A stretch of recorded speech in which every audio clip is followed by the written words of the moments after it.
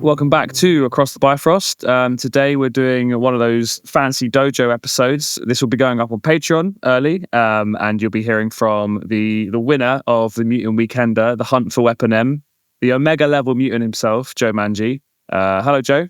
Hey, Jamie. Hey, Norbert. Thank you for having me. Pleasure having you. Thanks for coming on to the show. Yeah. So we want to talk to you about your win. We'll go through your roster in a moment, and you can tell us all about it. It's worth mentioning, actually. I woke up this morning and went straight to a YouTube channel where you basically describe this exact roster and how to play it. I'm not sure too much has changed. There's a little change in there, which we'll get to. But yeah, first off, do you want to talk about kind of how you found the event and the format? Yeah, I think the event was fantastic. The first thing to mention is how much work you put in. I honestly think you put too much work in. I think you could do a lot less and get away with it and people would still be happy. So do I. I woke up this morning thinking I put in too much effort. This is exhausting. Yeah, I'm used to Blood Bowl tournaments where there were no prizes at all for anything. You'd get like a little tiny trophy or something. So it's actually, while you mentioned the prize, actually, we should shout out, like, we got so many donations for this. I think people were really impressed by the fact we had 80 players. But like AMG sent us like so much stuff. We held some of it back for the next event. And like so many people, Norbert, that you reached out to, do you want to shout some out? Yeah, absolutely. So Asmodee UK were huge sponsors and really enthusiastic about the event, which was really nice of them. We also got sponsored by Frontier Wargaming, who make all kinds of cool carrying cases and painting stations. We were sponsored by the Color Forge, who makes all kinds of spray paints. Also Transatlantic Games, who makes the Too Thin Coats line of paints. And Battle Foam, who make all kinds of cases, carrying cases, and foam trays and things like that. For miniatures, we're a sponsor, and Dark Sphere, the host of the event, also gave us some boxes of materials. So I feel like that's everybody off the top of my head. Ragnarok Scenics, as a hobby store in Gillingham, donated some tokens as well, some affiliation tokens that don't exist. They make them just for us, just for that event. And also, it's worth shouting out the London community. We ran a tournament where you could win some boxes, and all the winners decided to not take anything. So we donated all those boxes to this event as well. So yeah, it was a real kind of coming together of all the nerds to make that massive prize pool. I think it's probably the biggest prize pool we've seen at an event. Well, let's ask our guest. What do you think? Yeah, I would say so. Yeah, for certain. Absolutely. What did you end up winning, Joe? Because you got first pick. I took home the Apocalypse Terrain box. I was thinking about taking the core box and selling it, but I knew I wouldn't do that. I thought I'll just take something I actually might use, because I'm thinking about doing an Apocalypse board one day. So I thought I'll take something I might actually get some love out of rather than just some money. The person that won the core box is selling it. Yeah, of course. So you said that you asked about the format. I think that format is fantastic. I genuinely think it's a really, really good format for MCP. I think we've been struggling a little bit as a community to find a good 2-day format, just because of the length of the games. It's a lot shorter than something like 40k, for example, where 3 and 3 is really common. And we've been having a lot of events where, like, the Spring into Marvel, for example, was a fantastic event, but like, having the 4 and then the 3 on the second day, sometimes it like struggles and pieces out a little bit, and then you get past the point where there's a natural winner, and then you keep going and it loses momentum, sort of stuff. And also, the event that goes that long, it kind of detracts a little bit from, or isn't as much fun for the people who aren't at the top, and they can start to lose a bit of enthusiasm and focus and enjoyment in the event. And that's the most important thing about having a big event, is that everybody has fun. It's not about who wins. It's about everybody coming together and enjoying themselves.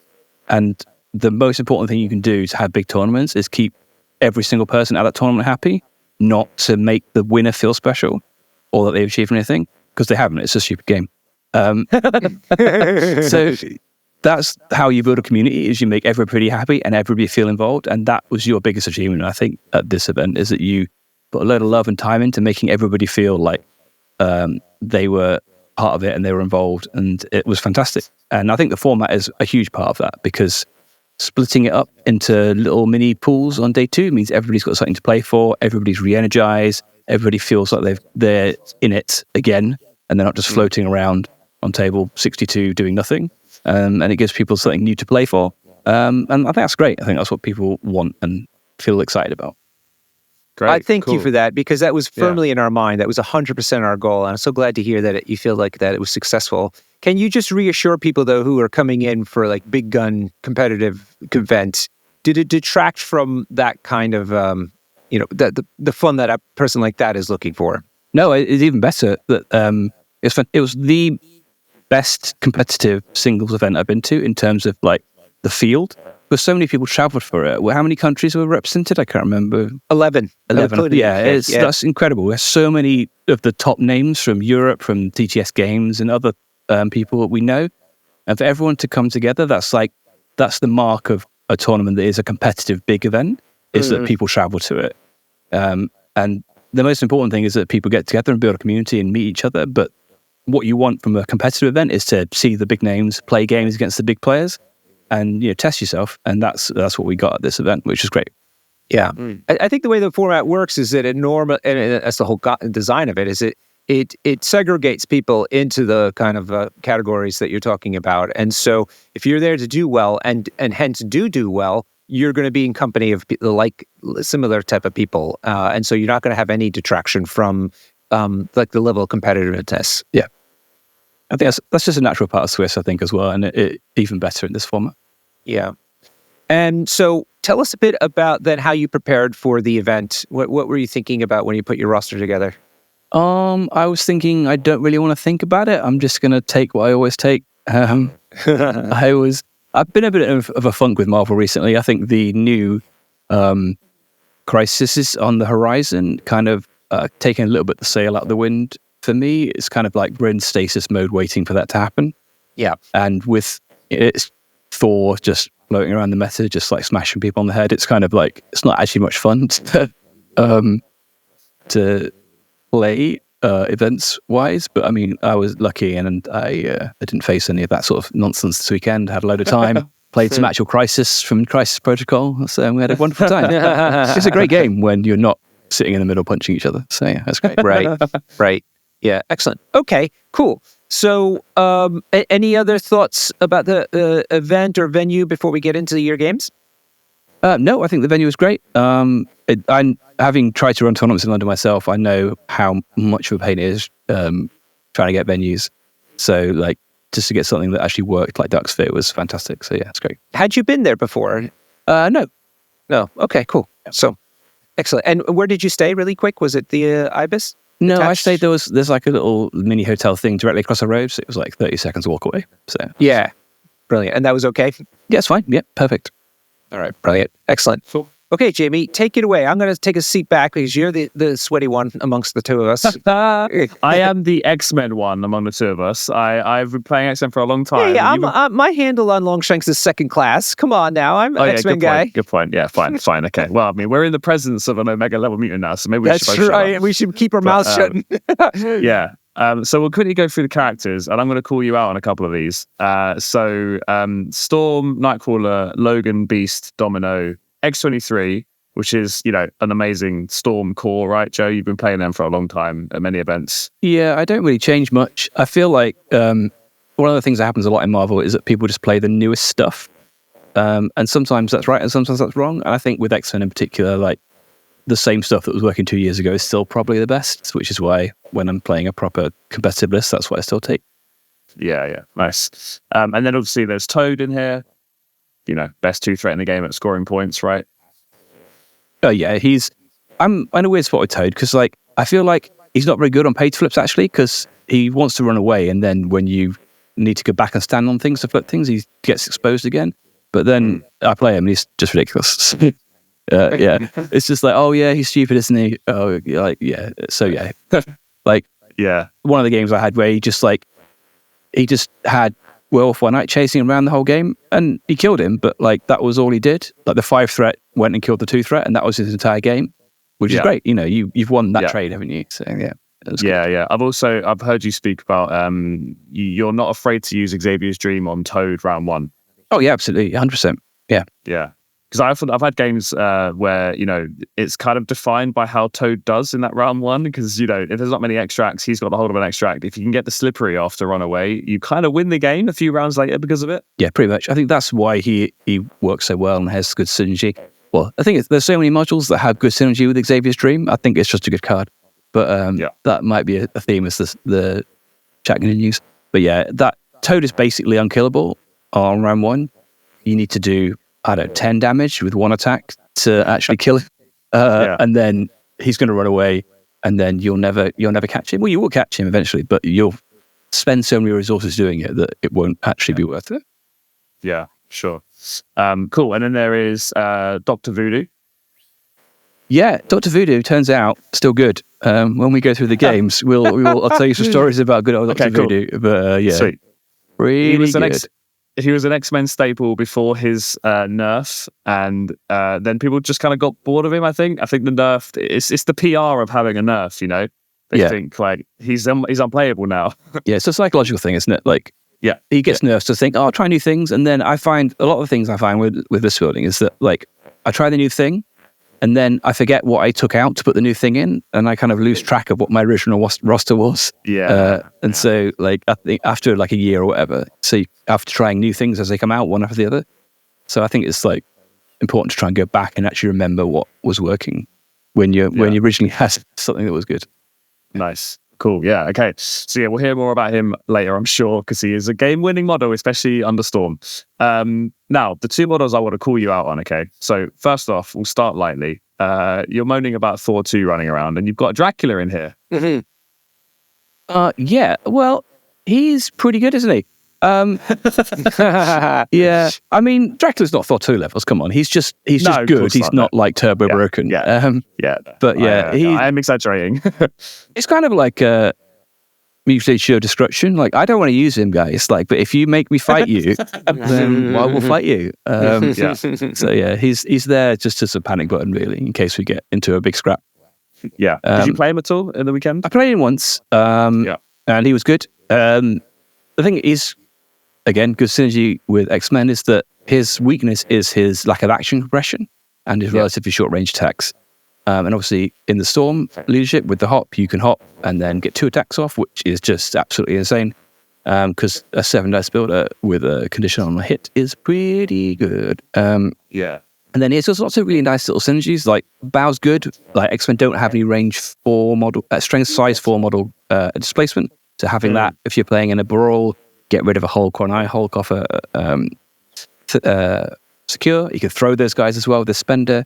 The thing I really like, actually, he comes in as Asgard, is that you can stun people with Nightcrawler and then also like root them. So rooting and stunning Thor really slows him down and gives you the opportunity to actually kill him. And then rooting Loki as well, like completely puts the brakes on his pity damage. Yeah. So it's like really actually like that more than just standing around punching people. Because when you're the scoring team, all you try and do is slow down their attrition, just as they're trying to slow down your scoring, you're trying to slow down their killing. And so those things do that. Yeah, that's really cool, actually. Yeah, that makes a lot of sense. Okay, cool. So that's Dracula. And now the one I'm going to call you out on hardest. You were so down on this guy. So we had long conversations in an airport about how this guy's no good. You've brought Iceman. Yeah, I've turned around on Iceman. I was wrong. I hold my hands up. Oh, wow. My God. Interesting. Yeah, I mean, he's still the 4th 3 threat in the list. Right, yeah. But he's one of those He's still barely in the list. Yeah. He's one of those models. I played him 2 or 3 times. So yeah, he got more game time than a lot of models. He's one of those models like Loki 1, where all the stuff he's doing is in your opponent's head. So you don't get the first-hand experience of that so much. You're not feeling that when you're playing him. That's like Loki 1. Is that what you said? Yeah, yes. 100% agree with that sentiment. Yeah. That's a really good observation. And you have to play him a few times and then see your opponent vocalize, oh, this is so annoying, to think, oh, actually, this is actually doing something. And then you watch them measure the 2 and not go places. And then you realize, actually, it's having an impact on the board. Because his stats are not great. He doesn't do anything. Like, if you need him to kill a model, then it's just not happening. Or he's got no displacement, so he's literally doing nothing on the board. But then the aura of slows suddenly is really relevant, and particularly it's most relevant on pay to flips, where action, what you are trying to do is like move to a point, and then flip it. And then if you have to if you're on a Madman, suddenly you have to move twice to move to a close one, or you can't even reach a far one for a long mover who would be. And so it's just like completely debilitating for people's activations. Like you see it, people who have experienced it a bit more in Apocalypse now, they will have seen what happens when you get Pestilence bombed on Madman or Portals, and how crushing that is. And that's like a tiny little bit of what he can do. That's very cool. Oh, I love it. I'm so happy to see Bobby Drake getting some time. Makes me very happy. Do you often pick up extracts with him? Yeah, I do actually. The other thing that's quite relevant actually with him is having a second medium base guy. Yeah. So medium base, medium move on a pay to flip is just no joke. It's not even that. That is also great because you can have him and Beast on both sides against the Madman. But also Scrolls is a really important one because you can have Beast facing your home one and then Iceman offset facing your opponent's one, because you can steal your opponent's scroll with Tamima X-Men. You don't even have to use the hop. But you need the two medium bases to get both, so you need someone to get your home one anyway. So it's okay, that's interesting. It's useful to have. Yeah, that's cool. All right, anything you want to mention about characters before we go into tactics cards? No, it's all very boring. They are good, well-stated models. They do their job. I don't like to get fancy or inventive. I just like to put the good models down on the board and do the same things I always do. I think some people would be would be surprised, about Logan X-23 still being here despite exceptional healing being rotated out. Yeah, I was concerned when that happened, and then I played the models, and it turns out that they're really, really good models, and it wasn't X-20, it wasn't exceptional that was crutching them. They are just incredible models. I won so many games recently, in particular with X-23. Like, she just absolutely runs through people really consistently. Actually, one of the interesting things was that at WTC, there were loads of X-Men lists, and there were like 6 X-23s and like 13 Shadowcats. And my X-23 was my MVP for the event. She's just like absolutely slaps people around. And it's not luck, it's just she's got really good consistent dice. Yeah. And then every time she hits something, she gets a free attack as well from it as well. So like, it's just cascades so well. So yeah, she's just an incredible model. She's like, there was a period before I'm a Baron came out where she was the premium 3 threats attrition splash in the game. Yeah. And I think people might have forgotten that, just how good she is. She's a huge output for a 3 threat. And Xavier's means that you sort of have some sort of exceptional like ability if you really did in a pinch. She's great. Like, she has such a nice, because she can convert power into damage so easily. You know, a spender costs 2, and then the frenzy is 2. She's the worst model to leave alive on 1, because she'll also healing factor at the end of that. Yes, it's just stability. She's the worst model to do any damage at all to, because like if you do 2 damage to her, she's healing back to full, but she only needs the 2 power to do everything she wants anyway. Yeah. So if actually she only needs 1 power because she gets 1 from the power phase. So like no amount of damage you do to her other than killing her is good for you. So it's a really difficult model to deal with. Yeah, and Xavier's Dream just gives you that extra bit of insurance to let her do her thing. Yeah. Yeah, great. Okay, cool. So tactics cards then. We have Brace, Sacrifice, Children of the Atom, First Class, To Me My X-Men, Xavier's Dream. I don't know how you pick any cards outside of those. Got to get some Survival, Warpath, Recalibration Matrix. There is a reason that the cards are listed in that order. It's because I take the same 5 basically every game, which is Brace, Sacrifice, First Class, Xavier's, and To Me My X-Men.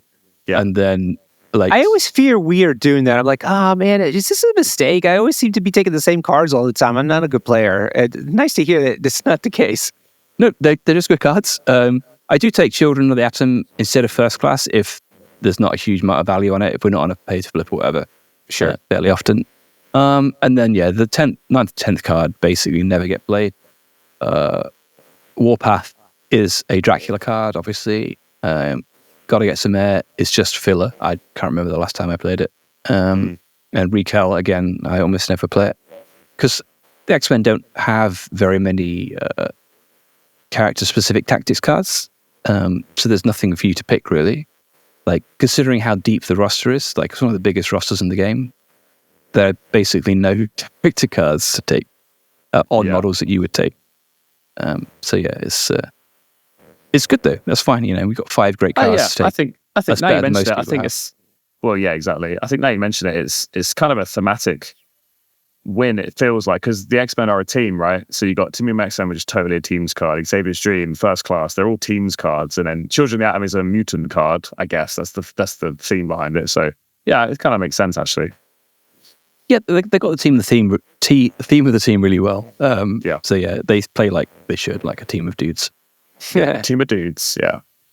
Cool. Okay, anything you want to mention on tactics cards before we go on to Crisis? No, I mean they do what they do. They're very big cards, and there's nothing new or exciting about them. But yeah. Fair enough. Cool. Okay, so Crisis cards. We have Portals, Overrun City with Spider People, Mutant Madmen, Sword Base as your secures. Should we talk about secures first, actually? Yeah. So I mean, X-Men like pay to flips. And I think a lot of that, First Class is great on pay to flips, obviously, but obviously they're a scoring team with very little displacement. So it's not simply a case of them having First Class. That's not the only thing that they have going for them, or the only reason they do that is because they need to score points, and they need to do it they can't beat a Kingpin or Webs on Scoundrels or something. That's not the kind of game they're going to win, so they need a different plan, and that's pay to flips. I really like pay to flips. I think they're great. One of the good things about them is that like you have to practice them, and you have to know how to play them. They're quite skill testing, and you just win a lot of games just because people don't know the patterns that you need to perform to win those games.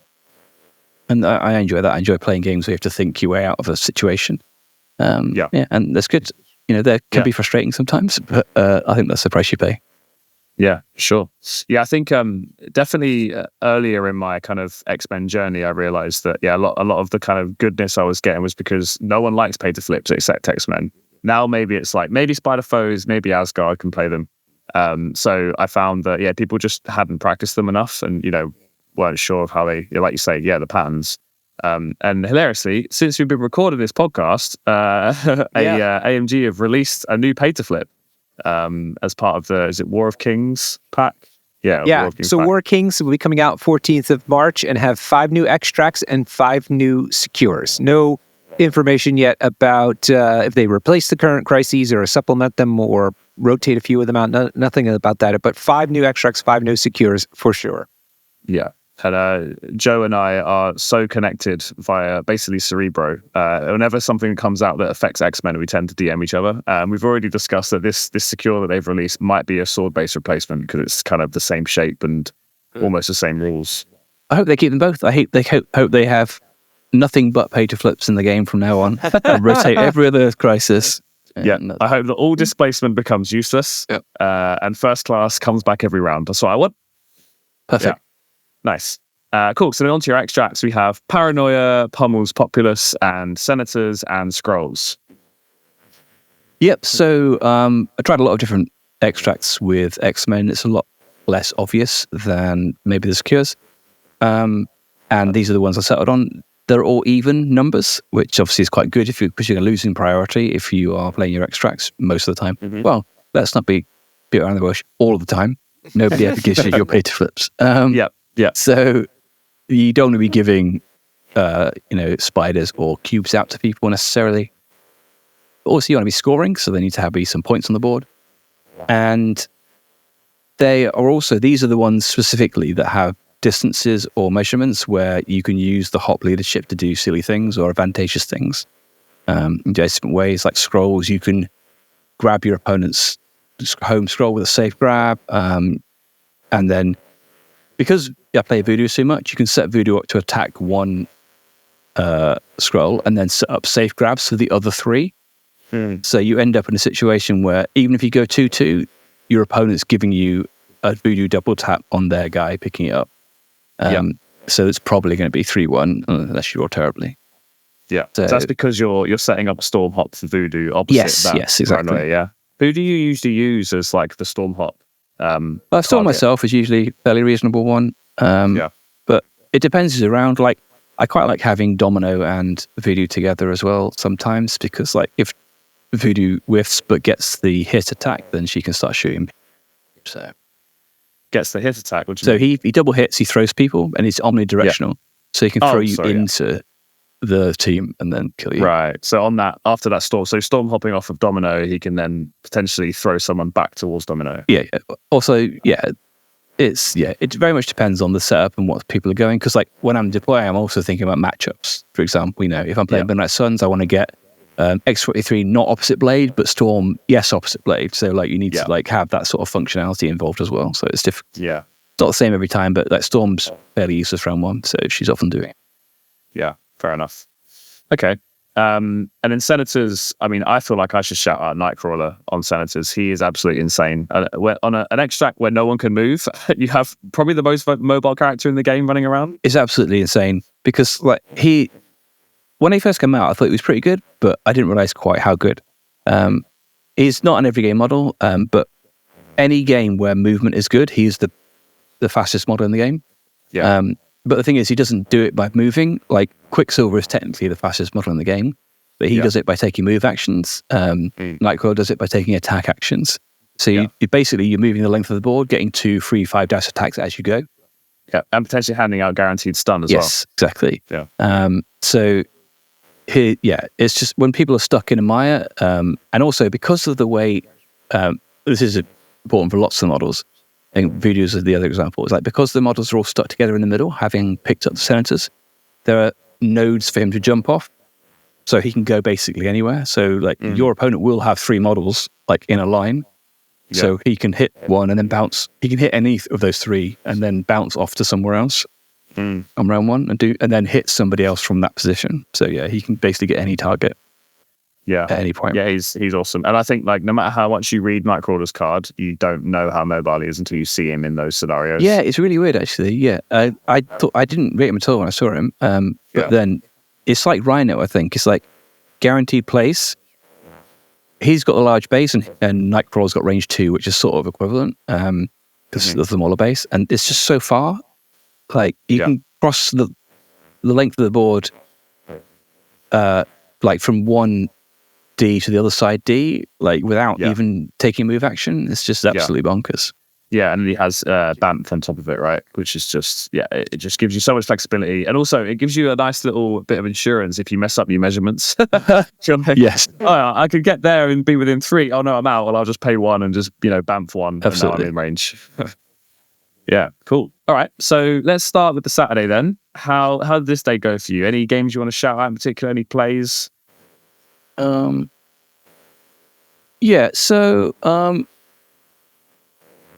it was interesting. The first game was fairly okay. Played against Carl, who was a newer player, I think, one of Archie's mates. And it was Spider Portals, and Magneto was the leader there. He doesn't like that very much, so the X-Men were okay in that game. Yeah. I love Carl, by the way. I think this was Carl's second event ever. Yes. Carl's of course, he got you round 1. That was great. Good for him. Yeah. But no, Carl's great. I love Carl. We had a nice chat. He was a lovely guy. Second game was against Tuukka from Finland, who travelled from Finland for the event, which is awesome. So that's exactly what you want when you're playing these kind of events. You want to play people who travel and stuff and play new people. So that's great. Definitely, yeah. This was a much tougher game because we drew Mayor Fisk, which is one of the worst possible crises for X-Men. They really don't like that. It was a really topsy-turvy game. We played 16 because it was forced 16 because it was Paranoia. And Fisk Paranoia is dreadful for X-Men because even though it's my crisis, I don't want to be stuck in the middle, and all of those points are in the middle. Yeah. He took Blade, Dracula, and I-Hulk at 16. Oh my god. I was just like, no, oh my god. That's horrible for X-Men, especially because you don't run, like my kind of X-Men, I'd take like Black Cat and Pyro to kind of help deal with those big guys. You don't have either of those. Yeah, it was a rough game. What's your tech for him? I took like the three threats and Voodoo and tried to score out. I just about managed it. It's a classic Fisk game where it was even first round, then second round I went 7-1 up.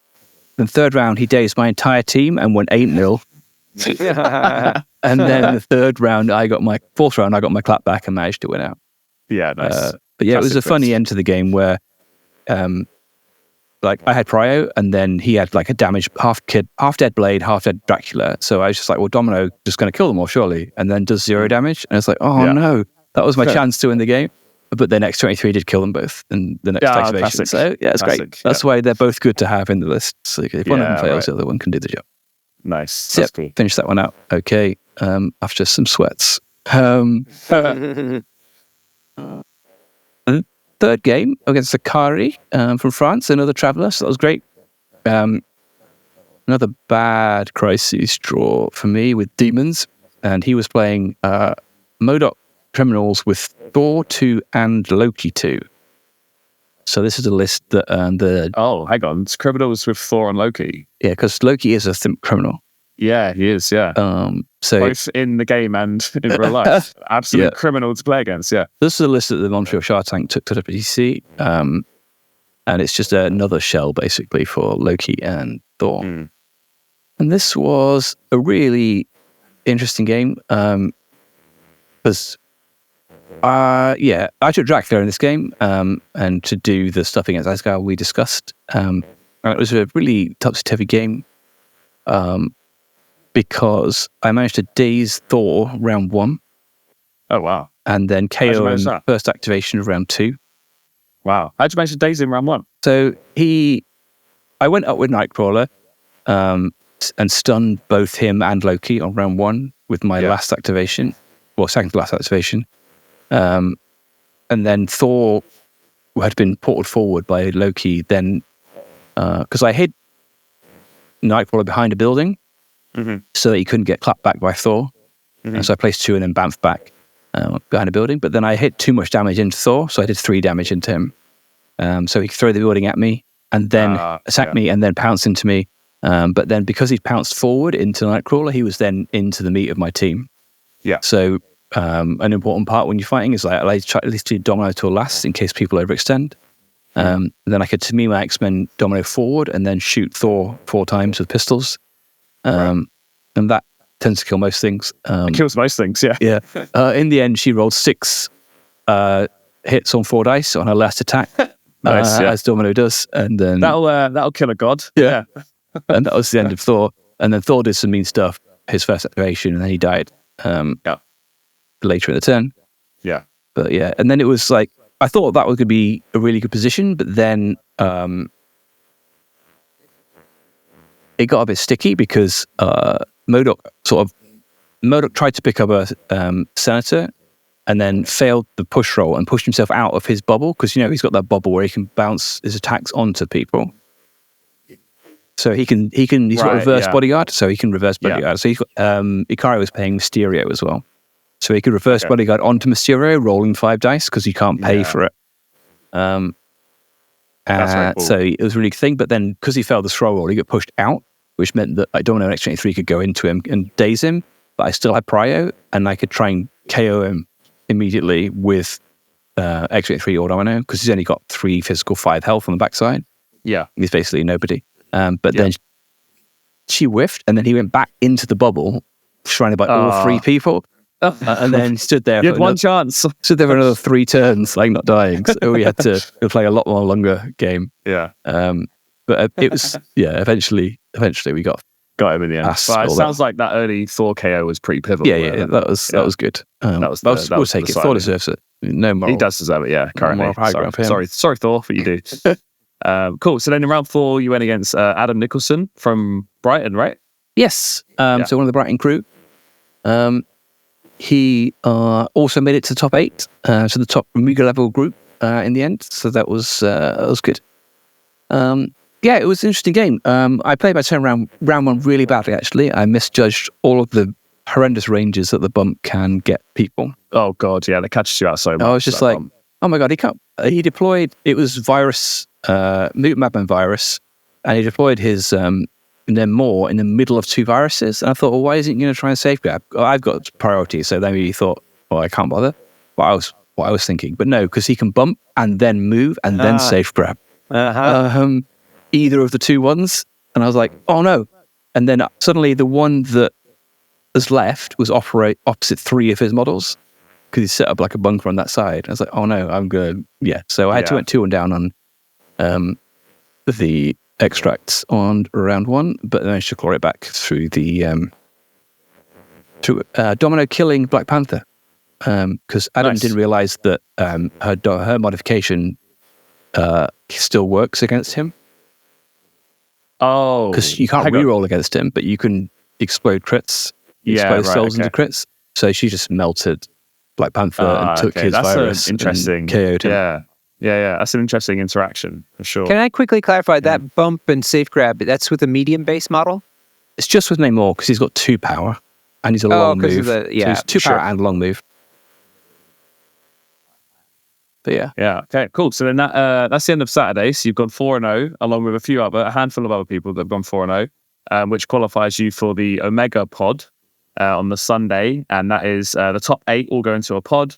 And it's worth mentioning that the second 8 go into their pod, the third 8 the full face. So everybody then comes back on the Sunday with a whole new kind of lease of life and all something to play for, because you can all, even if you go 0-4 on Saturday, you can still win your pod. So that's kind of the format that we have here. So yeah, you have 3 games on the Sunday. Let's go through those in this. 1 second. Were you tempted to change your roster, Joe? Because that was part of the rules. I wasn't tempted at all until somebody asked me, and I thought, well, maybe I should. Because I knew that Connor was playing with his Web Warriors, for example, so I thought maybe I'll put Psylocke in.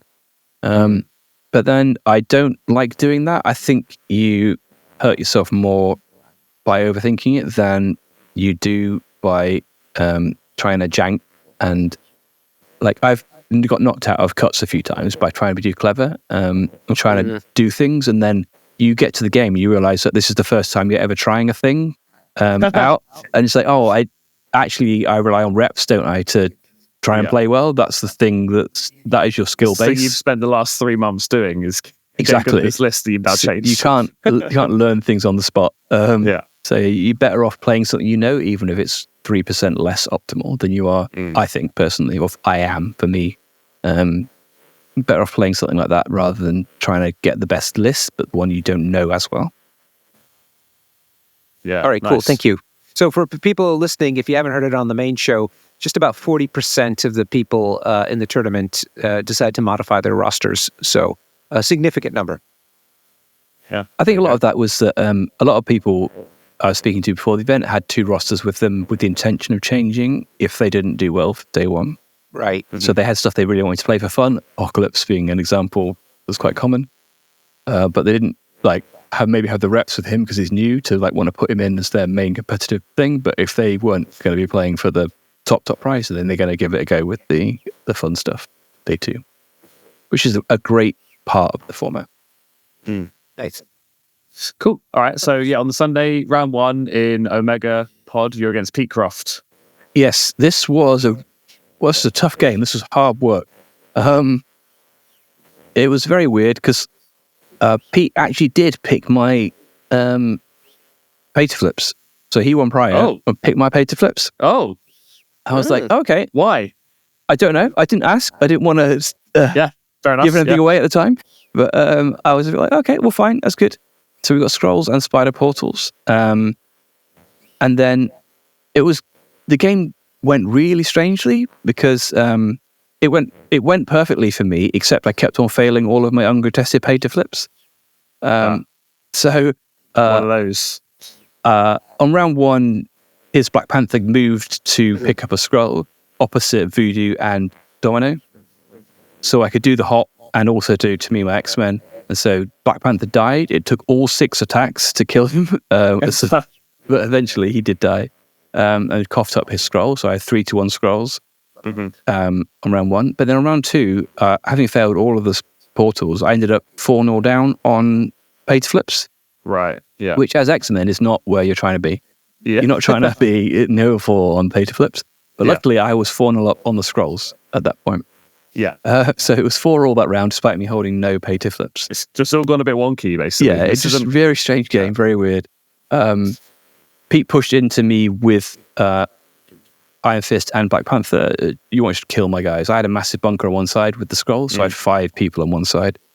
And as you might expect, 5 people beats 3 people, and in the end, Black Panther and Iron Fist got KO'd.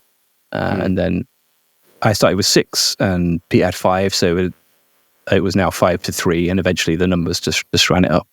Yeah, but yeah, right. Pete was rolling real hot to start with. There was one blade attack that did 9 damage on a 5 dice builder. So it was scary. There was a lot of stuff happening. But I managed to sort of squeak through. That's good. Nice, cool. Okay, so then taking you to round 2, you have an X-Men mirror against David Johansson. Yes, so David is one of the WTC winners from the first year. Very good X-Men player. Pleasure to play him for the first time. They kept us apart in previous pairings at the WTC. But it's lovely to play him. And this is part 1 of the Voodoo is OP story, because he, round 1, one-shot David's X-23 with a builder, dropping her paranoia and picking it up. And obviously that now means he has 6 power as well. So next turn he's going to double spend to her and just absolutely obliterate her. And his Voodoo came in and did not do the same level of damage, and that was kind of the story of the game. It was kind of basically determined at that point. We had a long discussion at the time and after the game about whether it would be right to Xavier's Dream the X-23 days on round 1. And it was a really tough decision, actually, because he only had 2 power at that point because it's sword and you're using all your power up. Yeah. Even with first class. And so even using the Xavier's Dream, I'd still get the extract because I would still have enough power to possess and take it off her. So all I'm doing is like stopping her days. Right. Yeah. And then that means he doesn't have power on any of his models next turn either. So he spent all of his power. And I don't know. We couldn't decide actually whether it was the right decision or not decision to use Xavier's at that point. But yeah, it was tough. Sword is one of those crises where once you get in a lead, it just cascades out of control. So like as soon as it's definitely a win harder because you get the majority sword, you get to push your opponent, it's then harder for them to come back, and it's a win harder. Yes, absolutely. I think I was happy with my teams. We had basically the same team, except I had Domino and he had Shadowcat. I was pretty happy with that. I thought that trade would go in my favor, but we never really got to see whether that was true or not because Voodoo is silly. Voodoo went crazy. Yeah. I got a Shadowcat comic book in my goodie bag. Oh, very nice. Yeah, very it was good. really fun. Yeah, everybody got a goodie bag that attended the event, and inside was a random comic because I wanted to remind people that this game is based on comic books because I know that no one reads them. So, that's cool. Yeah, physical ones no less, not on the tablet. Yeah, there you go. All right, cool. It's worth noting as well, just a quick shout out here, in this round, this was the round where Nick Cork, who'd been having an amazing weekend, he couldn't believe how well he was doing. He beat Connor Rooney, and Nick had just been beating the best players around. I think he beat Pat Dunford. I think he beat Torbjorn. He did, yeah. Nick did all the hard work for me to get to the final. He took out all the Titans. Yeah. And then this round, he beat Connor, and then at the end of the game, it took them as long as it took Connor to go to the toilet and then come back again to realize that Nick had been playing unaffiliated the whole time. So Nick very graciously, because he's a gentleman, immediately conceded and gave up probably the best weekend of MCP he's ever had because he accidentally cheated. So anyway, well done, Nick. Well done. Right, yeah, so well done. Good sportsmanship. Yeah, good sportsmanship. So round 3, you're now against Connor. You've dodged Nick now. You've dodged the Titan killer Nick, and now you're going against Connor on Web Warriors. Who's no slouch? Let's face it. Connor was a fantastic player. He was my captain in WTC team this year. With 6-0 with his Web Warriors. We chat regularly, and he's fantastic. He's beaten me the 2 times he played previously, so this is always going to be a very tough game. So how'd it go down? First off, I think what's most important, Connor will always tell me whenever I played him with X-Men, is who won Prio, because that's very important in this matchup. Well, Connor won Prio, so we didn't get pay to flips. We got Riot's Extremists and Senators. Yeah. So I picked 19, and I had a 6-wide team with Voodoo, and he had 7-wide webs, as you expect, with 5 3s and Toad and Wong. Yeah. And this was the icing on the cake of Voodoo is good in X-Men because he just single-handedly won me the game almost immediately with just the most disgusting play you've ever seen. So we sort of traded 3-3 on Senators with the first activations of the round one. And then my last activation of round one, I moved Voodoo up. I hop him on top of a building because previously he couldn't see anybody because it was in the middle of the board. I attack Spectacular Spider-Man, who's holding a Senator, and do 3 damage on the throw to him for 1 more damage, so 4 damage. Then I possess Toad and take his Senator. So it's 4-2 to me on Senators at the end of round one, and I'm 5-4 up, I think, on the score. But then because he's 7 wide, I've got Prio again. Oh, God. So I attack with Voodoo, daze Spectacular Spider-Man, drop his Senator, then possess his Zemo, drop his Senator, then move backwards onto my home extremist to complete safety in the middle of all my entire team.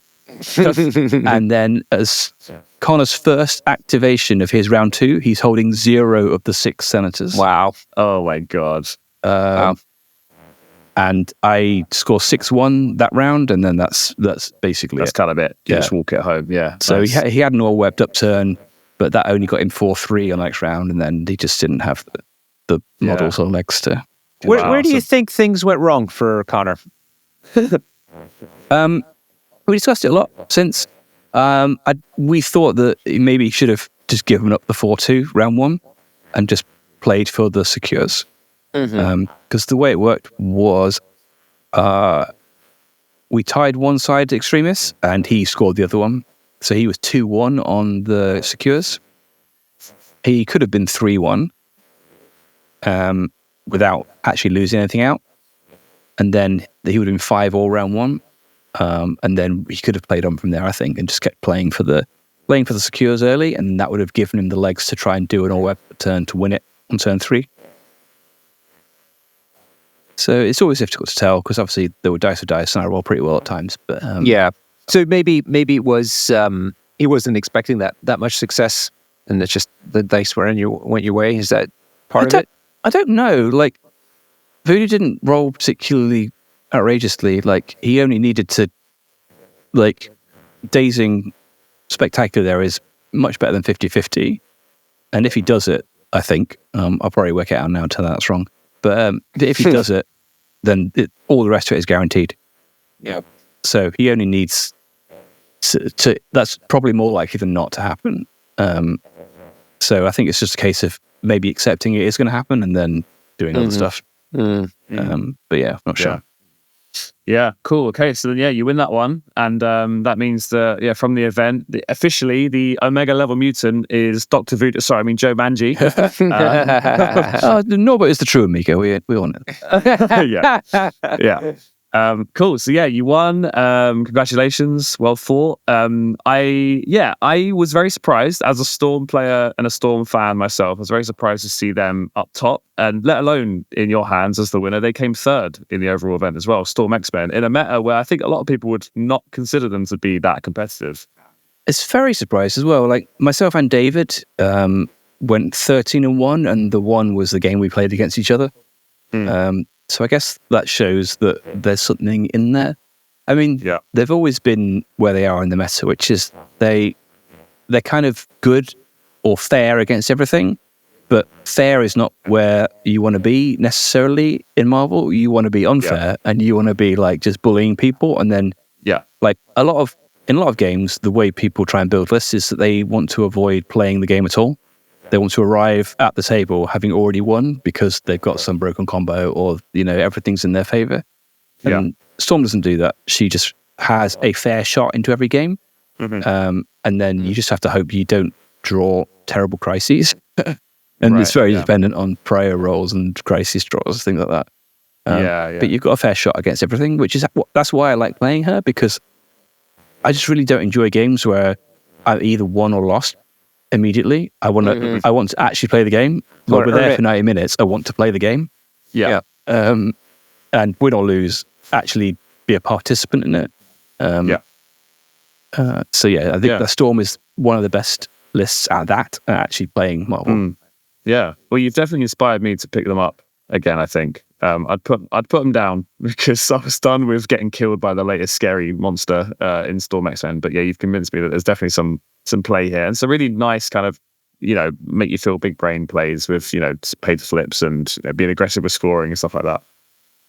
Yeah, it's fun because you actually have to, you do have to like try and do stuff that isn't necessarily obvious. Like, when things go well for Storm, she seems really, really strong, and people have complained about her, but that's just because, like, when things go well early, it just cascades completely out of control. Yeah. But that isn't every game. That's not even most games. Yeah. And you have the other side where you have to try and win the bad games, and that's what's fun about Marvel, is I find it's like trying to work out a plan for the bad games. Yeah. And she's so flexible, and there's so many models you can splash and so many things you can do with her that, like, it gives you lots of room for expression and for skill expression and, narrative expression as well, just trying to find ways to beat those problems. It's cool. So the seal expression thing is something I want to pick up, actually. So our friend Charlie Trendle is big on win percentages and numbers and crunching, and he's made me a little spreadsheet that he wanted me to bring up. Okay, so right now in the meta, we're talking about Shield invaders are quite prominent, right? They're doing really well. They currently have a 61% win rate.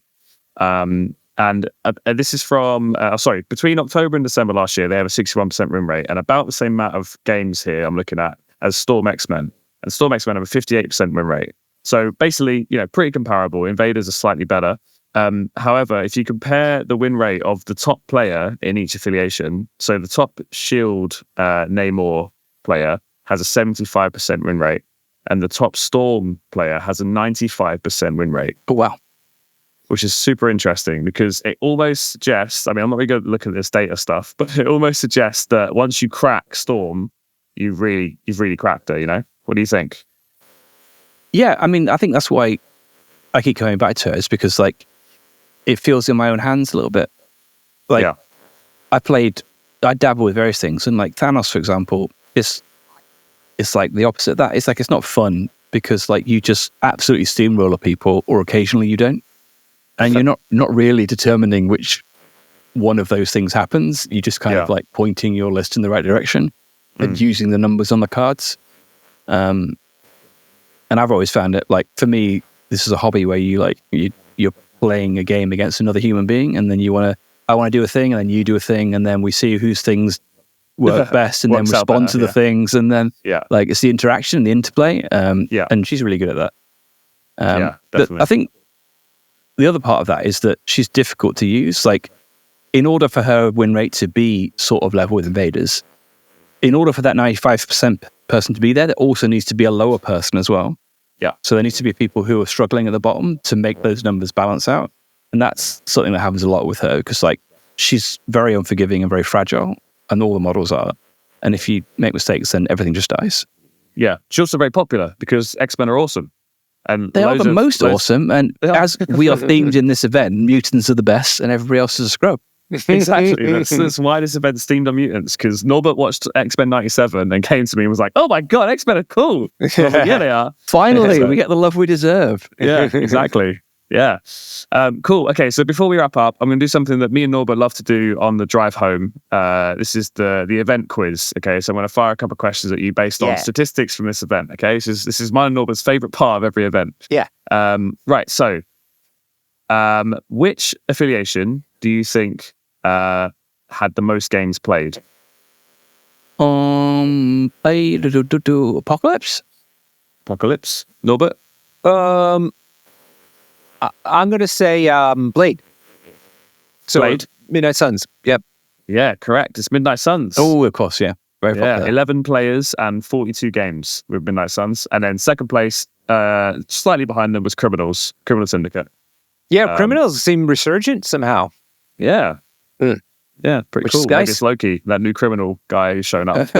Well, yeah, it's Kingpin-led lists, but with, like, Loki, all these, like, affiliated characters. They're powerful elsewhere, but are randomly affiliated with Crims for some reason. I don't think it's a surprise that Kingpin's good when people are playing Blade, because, like, Kingpin absolutely preys on mid-range lists like Midnight Suns. Yeah. If the meta is going to be full of that kind of list, then he's going to be good again. Interesting. Cool. And in third place, it's appropriate, it's X-Men. Yay! X-Men, third most popular, which is great. That's what we like to see, especially at a mutant-themed event. So yeah, that's cool. Okay, so next one, slightly less exciting question, but who was the most taken character? Was it Baron Zemo? It was Baron Zemo. Yeah. Yeah. Yeah, unfortunately. Second most taken was Toad, surprising no one, and third most taken was Namor. It should be Storm, like morally. Everyone Splash Storm, which is great, I hear. Yeah, and then even more boring, what was the most taken tactics card? Oh, was it Brace? It was Brace for Impact. How did you know? Most taken Crisis. Now, I played this every single game. All 7? All 7 games. I'm sorry, wow. I had a buy. One of them was a buy. So 6 games, I played the same extract. Well, it should be Spider Portals because that's the best Crisis in the game and everybody should love it.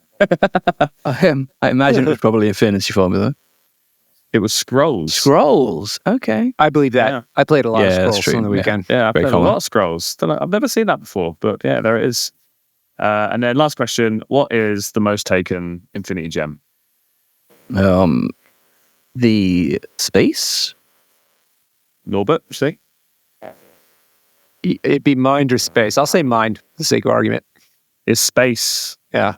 Nice. 8 players took space. I guess, are there people that... Oh, no, it's because you always take space with Thanos, right? And then it's a toss-up between mind and reality. Okay. Yeah, then it makes sense. So, somebody Nikki from Belgium brought 7th Threat Thanos, and people were like, this is a typo. Something will happen. Fix it. And I was like, is it a typo? And he said, no. I was like, okay, cool. Fair yeah, enough. 7th Threat Thanos in there. Yeah, Nikki beat me with Black Order. There was no Thanos, but he brought Corvus and didn't bring the leadership. Really? He whooped me, yeah. No Wow. leadership, Corvus Proxima, CGR, and someone else terrifying. Oh, Red Skull 2. Is it because he forgot or because he just No, felt he didn't other want to. He said the leadership's so bad, I would rather use a tactics card. for another card? Yeah. Yeah. Okay. Yeah. Fine. Cool. Well, there you go. All right, cool. Well, thank you, Joe, for coming on. Congratulations again on being an Omega level mutant. That does mean... Oh, go on. No, you go ahead. What does it mean? That does mean that there's going to be some crossover to the May event. Have you bought your ticket yet for May? I have bought my ticket, yes. You have? Very excited. Oh, All right. thank you. Yeah, nice. So yeah, there's going to be revealing. It's technically secret, but yeah, there's going to be some. There's going to be a bounty on your head, basically, and people are going to score points for playing you. So look out for that. And if you're coming to May and you weren't at the January event, it gives you a chance to score some points, win some extra prizes. So yeah, there you go. All right. Anything you want to say, Joe, before we wrap up? Yes, I want to say thank you for having me and thank you for all the hard work you put into the event. It's very much appreciated. I think sometimes it gets taken for granted or not mentioned enough how much effort people put in and work that gets done to hold these kind of events. So I just want to say thank you for that. And hopefully you continue doing it and don't get bored or burnt out. Because it was great. I had a lovely time. Yeah, thanks a lot. Yeah, we definitely regretted it immediately after. And then the morning after, you feel good about it again. So Yeah, I'll tell you, that first beer after it was all packed up away and everything was very welcome. Yeah, definitely. Big time. Okay, cool. Well, yeah, thank you again.